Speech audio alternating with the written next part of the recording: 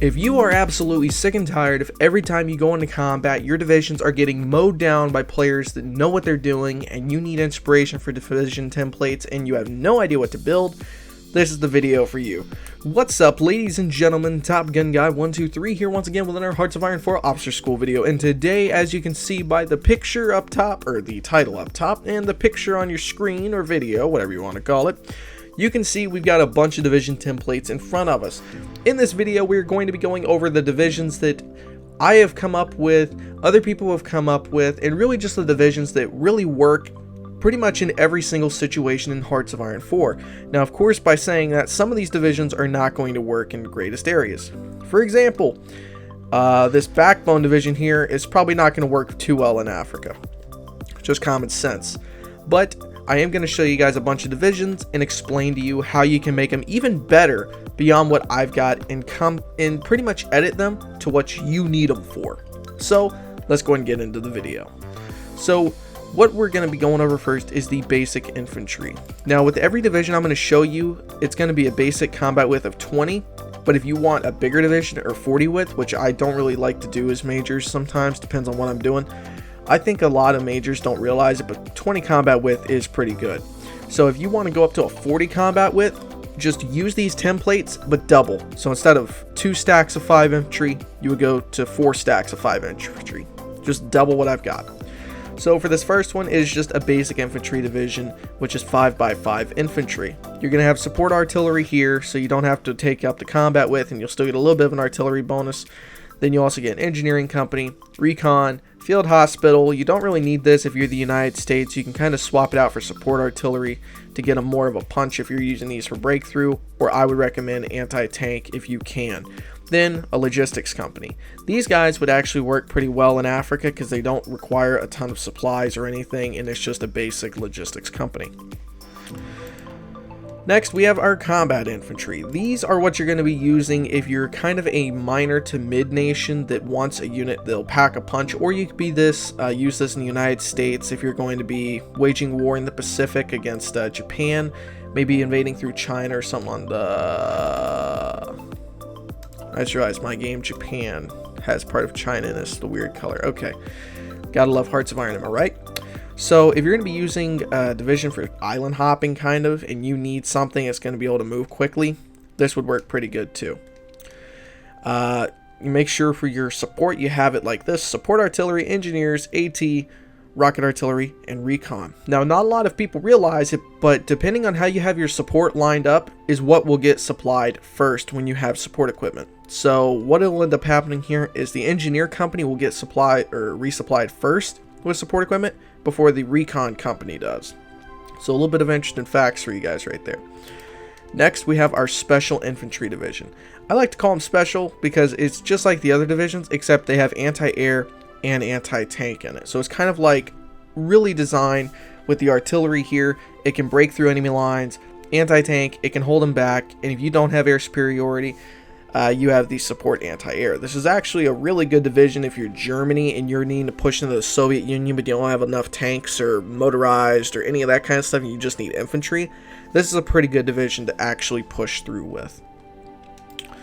Next, we have the backbone, which is what I showed you guys earlier. This is a very expensive and very highly production required division, but this will melt anything it gets thrown at. So we have 5 infantry, 2 artillery, 1 heavy tank, 1 anti-tank gun, and anti-air. Then for our support equipment, we have support artillery, engineer, support anti-tank, support anti-air, and logistics company. This, like I said, will melt anything. You have the armor here, so you get an armor bonus. You have artillery here you can use against enemy infantry. You have infantry here, so you can defend against stuff. You got anti-tank here, so you can defend against enemy tanks. And then you even have anti-air. This is pretty much the backbone unit you want. And if you can get it, and it's very expensive, like I said, but if you have everything you need to build it, this is what will make you win Hearts of Iron right here if you're Germany. It is an incredibly expensive army or division, but it is incredibly good. Next is very simple. We have an artillery division. I know people are probably right off the bat saying this seems kind of odd. Why would I want to do this? Well, after the Waking the Tiger update, the way artillery works now is the more artillery you have, the more likely you are to actually break through. That's pretty much what it was previously, except it's gotten even better bonuses for offense now. You want 4 infantry and 4 artillery guns, or if you want to double this up, you can. But the stats over here don't lie. You got a decent breakthrough, you got a very good soft attack, very good hard attack, and you've even got a pretty good defense. Make sure over here on the side, if you can though, put support artillery, rocket artillery, recon, engineers, and support anti-air. And this will help you tremendously. Next, we have a very simple 10 width. It's the anti-tank division. So you want to have a support anti-tank, engineer, recon, and logistics, 4 infantry, 2 anti-tank. So this is kind of a reserve unit if you really want, or if you're going to be something like, say, France, and you know Germany's going to be trying to steamroll through Belgium. This division is incredible. Not that one. This division is incredibly good to put up on the Belgian border inside of your bunkers. And the one thing with this division, you don't really want to double it up. If you're wanting to move to 20 width, I would actually say do this. You want to add probably 6 anti-tank guns and then 3 infantry. Actually, I think I did just double that up. Nope. Yeah, I sort of did. This is what you're going to want to use though if you're able to get enough of these out. This is incredibly powerful and a really good division if you get it up to 20 and it can actually support this. It's incredibly good, especially against armor. Next we have our anti-air division, which is, I know a lot of players assume if you need an anti-air division you're bad. Don't think of it like that. Think of it like this. With an anti-air division, you don't have to totally abandon Air Force, but you can relax on it a little bit. Because I've had situations now with Waking the Tiger where I've come to realize that with the new mechanics they've put in, anti-air has gotten really buffed. In one time alone, an enemy player had like 1,000 more planes than me. I had maybe a quarter of my army filled with these anti-air divisions. They were fully powered or fully supplied everything. I shot down a quarter of this guy's Air Force, having half the number of his planes. I had a quarter of his Air Force, and I shot down pretty much all of his bombers, all of his CAS, all that. This only works towards CAS and bombers. Very rarely bombers. Mostly anti-CAS. But it's still pretty very, very good. So, 3 infantry, 4 anti-aircraft guns, 1 support anti-air, engineer, and a logistics company. Next, we have our breakthrough division. Now we're getting into the armored.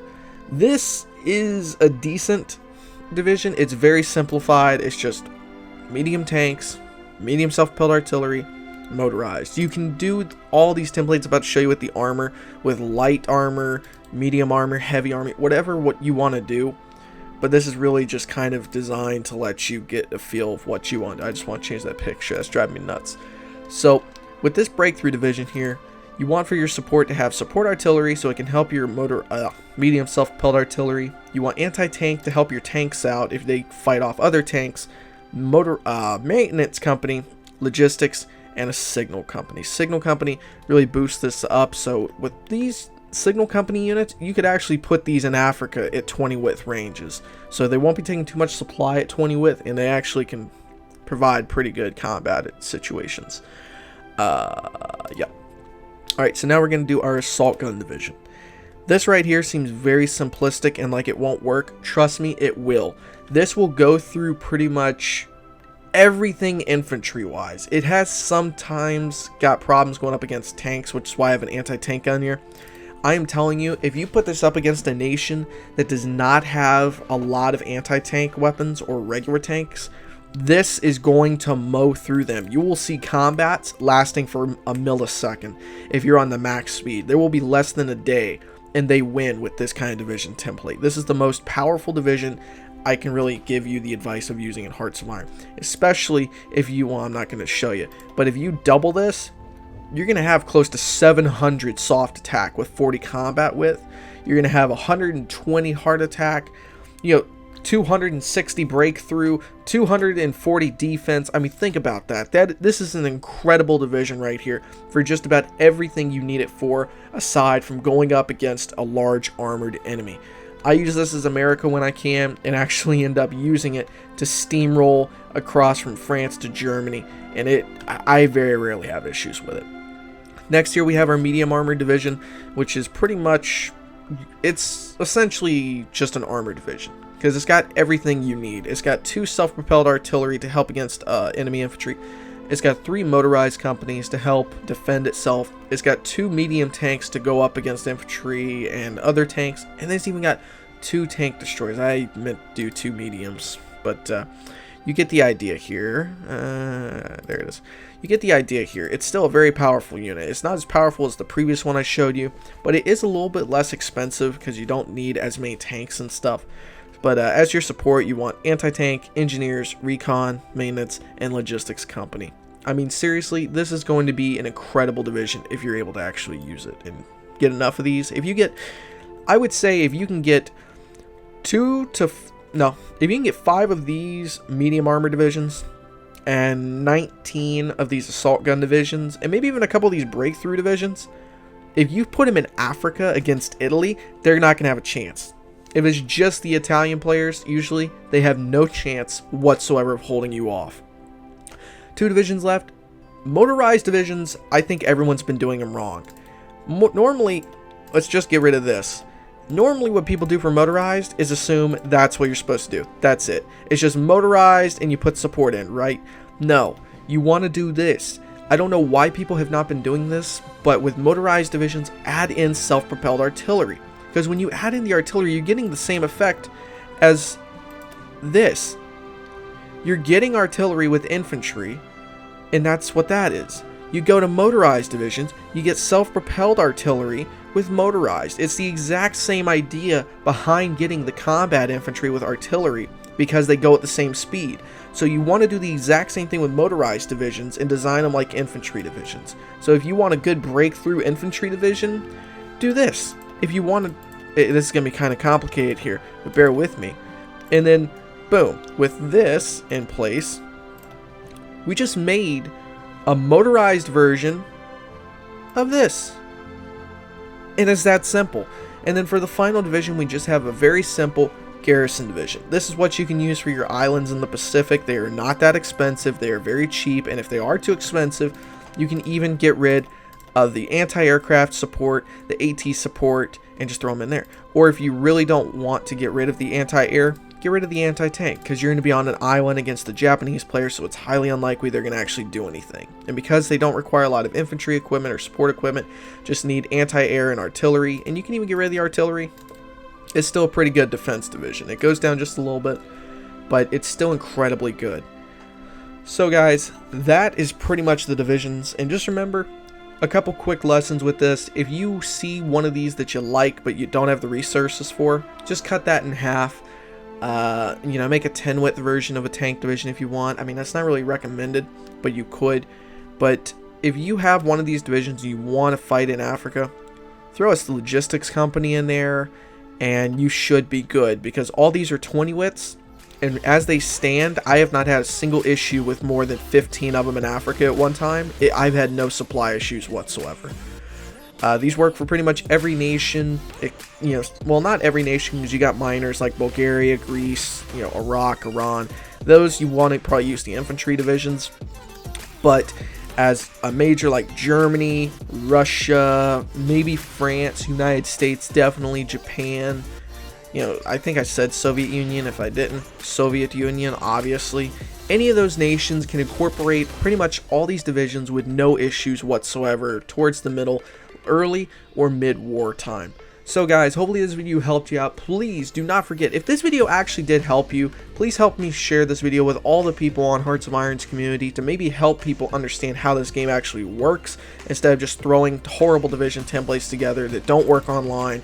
I would really appreciate it, guys. Thank you so much for watching. Don't forget to subscribe, hit that like button. I'll see you guys in the next video.